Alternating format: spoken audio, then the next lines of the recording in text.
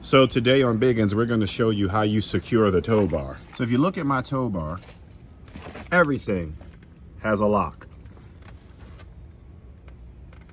And then everything is secure to make sure there's no bouncing around.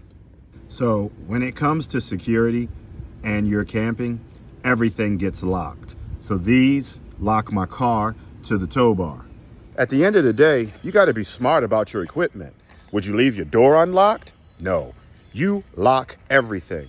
The only time that you don't have to worry about locking up the car itself to the tow bar is maybe if you're doing a quick trip and you're not going to get out and leave your car. But if you think that you're going to have to stop and grab something at Cracker Barrel, you're going to be pulling over and you're going to be overnighting somewhere, boondocking, you lock up everything. Because the last thing you need, how you doing, is to come back and your car is unpinned or your tow bar is gone.